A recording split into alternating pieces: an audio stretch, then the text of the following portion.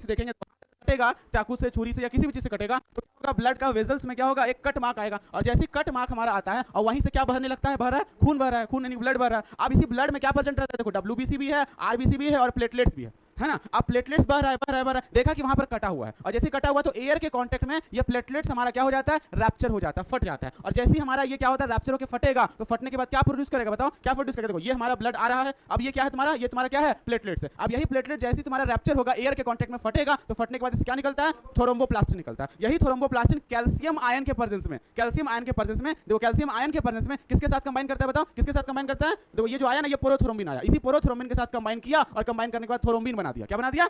और यही वाला थ्रोम्बिन जो तुम्हारा रहता है वो किसके साथ, फाइब्रोजिन के साथ में कंबाइन होकर के एक फाइब्रिन बना दिया, और यही फाइब्रिन लाइक स्ट्रक्चर जो हमारा होता है ना, वो कहां पर जाएगा, कहां पर जाएगा, जहां कटा हुआ पार्ट रहता है ना, उस जगह पर ढेर सारा फाइब्रिन पॉलीमराइज होकर के एक नेटवर्क बना दिया, और यही नेटवर्क यानी कि जाल जो है वो क्या किया, उसको ब्लॉक कर दिया। अब बताओ जैसे ब्लॉक कर दिया यहां पर, तो क्या इससे ब्लड रिसाव हो पाएगा, ब्लड बाहर निकल पाएगा, नहीं निकल पाएगा। यानी कि हम लोग कहते हैं क्या, देखो ये वाला खून जम गया, जिसको कहते हैं ब्लड का क्लोट हो जाना, ब्लड का क्या हो जाना, क्लोट, इसी को कहते हैं ब्लड क्लोटिंग, इसको क्या कहते हैं, ब्लड क्लोटिंग। ये किसके प्रेजेंस में हुआ है बताओ, कैल्शियम आयन के प्रेजेंस में। और कौन रिस्पांसिबल था, पोरोथ्रोम्बिन। अगर विटामिन के का कमी हमारे बॉडी में हुआ तो पोरोथ्रोम्बिन बनवेन करेगा, तो ब्लड क्लोटिंग हो पाएगा क्या, नहीं हो पाएगा। तो ये चीज होता है ब्लड क्लोटिंग में। बात समझ में आया ब्लड क्लोटिंग कैसे होता है, कोई दिक्कत है किसी को, कैसे होता है।